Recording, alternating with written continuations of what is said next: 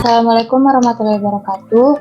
Kepada yang terhormat Bapak Slamet Heri Winarno, SEMM, selaku dosen pengampu mata kuliah komunikasi bisnis, kami dari kelompok 1 dengan anggota saya sendiri Amanda Stefani Angelika, Anissa Rahmawati, Nuramatunisa, Siti Nur Khairina, dan Surtika akan mempresentasikan terkait dengan proposal bisnis yang telah kelompok kami buat.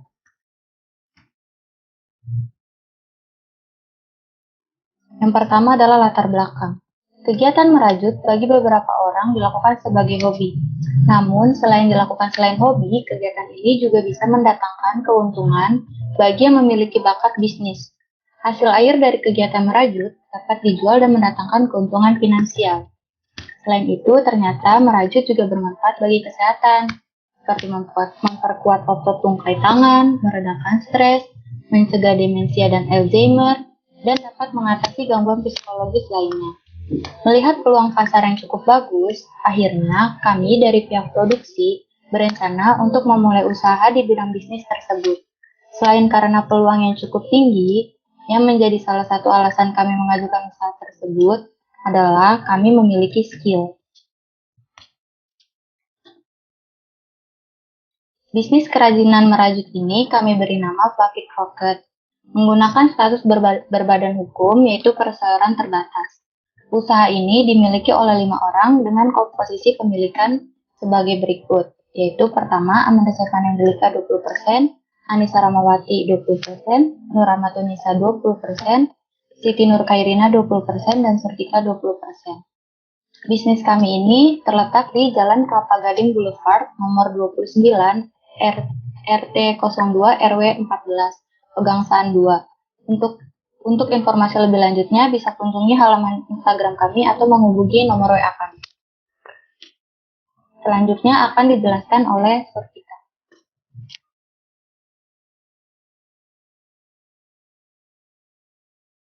Selanjutnya ada visi, misi, dan kunci keberhasilan.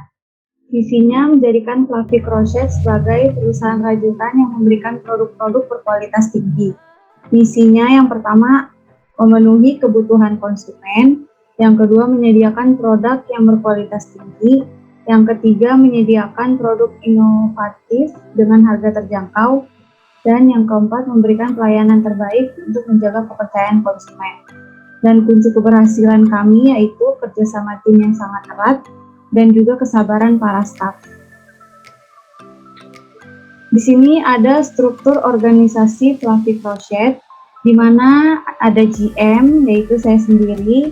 Yang kedua, ada manajer keuangan, Amanda Stefani Angelika. Yang ketiga, ada manajer SDM, yaitu Anissa Rahmawati. Yang keempat, ada manajer produksi, yaitu Siti Nur Khairina. Yang kelima, ada manajer pemasaran, yaitu Nuramatunisa. Dan yang terakhir ada karyawan, yaitu berisi kami berlima. Gambaran produk. Produk yang kami tawarkan dapat dinikmati oleh perempuan maupun laki-laki, namun perempuanlah yang mendominasi. Semua produk yang kami buat dapat dinikmati kaum Hawa, sedangkan kaum Adam dapat menggunakan vest atau topi. Produk atau kerajinan yang kami buat selain sebagai aksesoris atau pelengkap, juga dapat dijadikan sebagai kado ulang tahun, hadiah, atau hanya sekedar koleksi pribadi. Produk yang kami jual dimulai dari 25.000 saja. Selanjutnya akan dijelaskan oleh Siti Nur Khairina. Selanjutnya ada rencana. Rencana bisnis kami adalah mengenalkan kepada masyarakat umum bahwa ada produk rajutan dengan harga yang terjangkau tetapi berkualitas bagus. Pencapaian memberikan kesan yang baik di mata konsumen. Pada waktu pertama kali launching, sekarang produk Fluffy Croquette sudah tersedia di online store dan offline store. Selanjutnya ada masa depan produk. Kami akan terus mengembangkan inovasi-inovasi baru untuk membuat Fluffy Croquette ini punya ciri khas tersendiri di mata pelanggan setia kami. Selanjutnya, ada rekanan usaha. Kami bekerja sama dengan salah satu perusahaan yang memang produksinya di bidang rajutan. Juga perusahaan tersebut memiliki bahan-bahan dengan kualitas yang baik.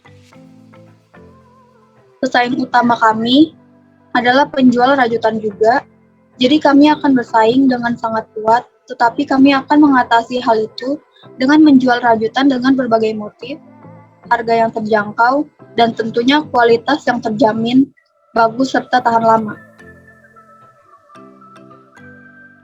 Selanjutnya ada strategi, segmentasi, targeting, dan positioning. Yang pertama ada segmentasi. Kami menggunakan segmentasi demografis, geografis, psikologis, dan juga tingkah laku dalam menganalisis strategi STP. Selanjutnya ada targeting, kalangan masyarakat, baik laki-laki maupun perempuan. Contohnya anak kecil, remaja, maupun dewasa. Selanjutnya ada positioning. Usaha kami berlokasi di daerah Kelapa Gading, Jakarta Utara, mengingat daerah ini selalu ramai dan banyak orang yang berlalu lalang setiap harinya. Sehingga kami melihat hal itu sebagai peluang untuk menarik calon pembeli. Selanjutnya akan dijelaskan oleh Nur Rahmatun Nisa.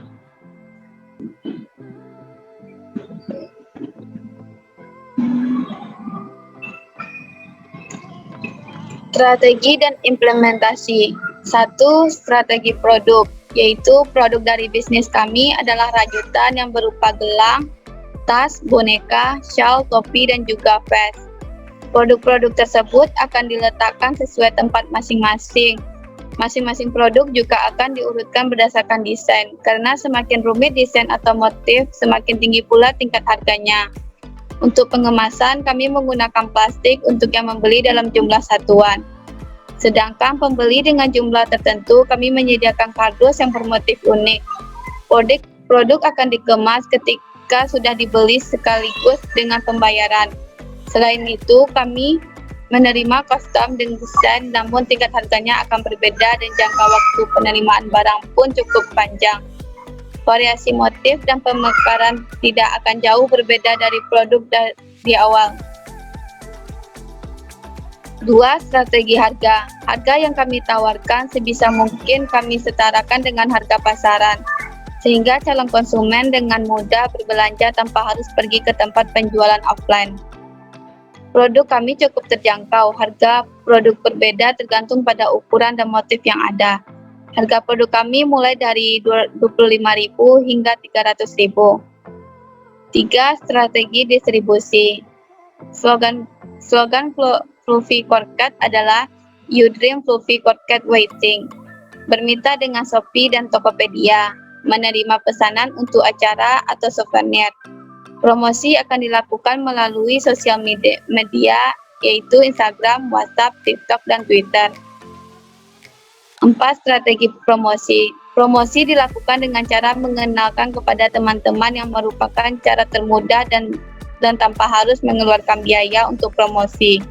Selain itu, kami juga menggunakan media sosial dan media cetak dengan memanfaatkan teknologi yang semakin canggih.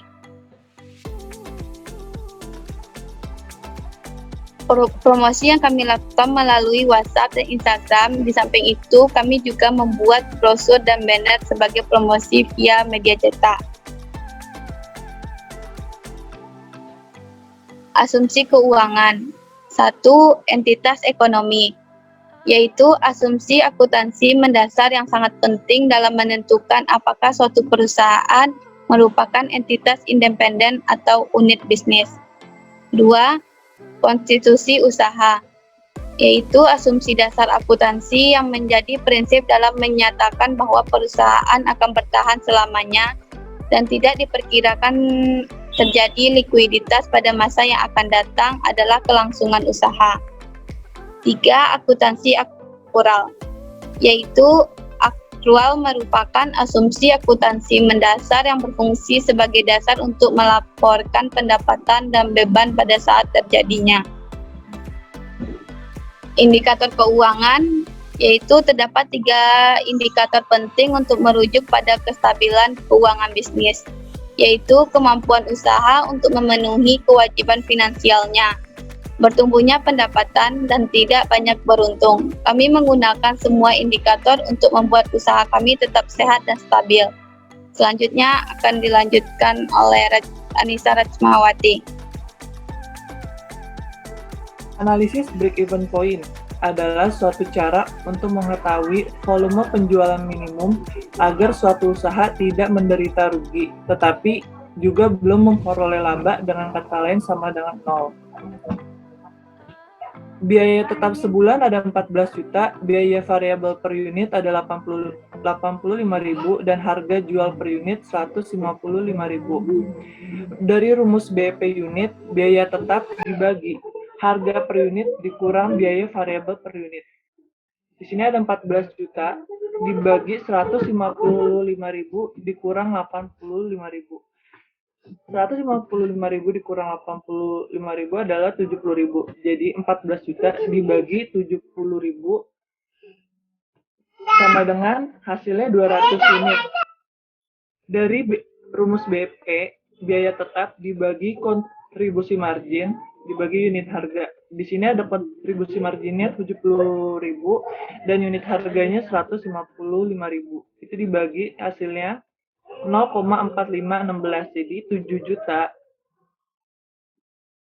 Jadi 14 juta dibagi 70.000 dibagi 155.000 sama dengan 7 juta dibagi 0,4516. Jadi nilai BEP adalah 31.885 perak dan memperoleh titik impas dengan harga penjualan sebesar 155.000. Maka pengusaha harus dapat menguasai sebanyak 200 unit. Next. Pada dasarnya, proyeksi laba atau rugi adalah sebuah laporan keuangan. Laporan ini membuat informasi utama seputar neraca keuangan, arus kas, perubahan dalam modal, serta laba rugi itu sendiri. Ringkasnya, laporan ini yang akan memberitahu usaha akan mendapat keuntungan atau malah justru mendapatkan kerugian. Dari pendanaan penjualan ada 155.000 dikali 200 unit. Hasilnya 31 juta, itu penjualan bersihnya. Biaya tetap ada 14 juta, biaya variabel ada 85.000. Total biaya dari rumus total biaya operasional, biaya tetap ditambah biaya variabel. Biaya tetap 14 juta, biaya variabel 85.000 itu ditambah sama dengan 14 juta 85.000. Laba bersihnya, dari rumus laba bersih, penjualan bersih dikurang total biaya operasional sama dengan 31 juta dikurang 14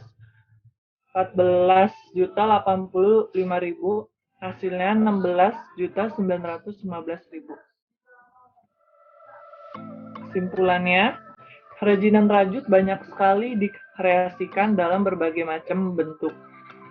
Dengan bahan yang murah dan mudah didapatkan hingga bahan yang tergolong mahal pun dapat dikreasikan menjadi kerajinan baru yang menarik.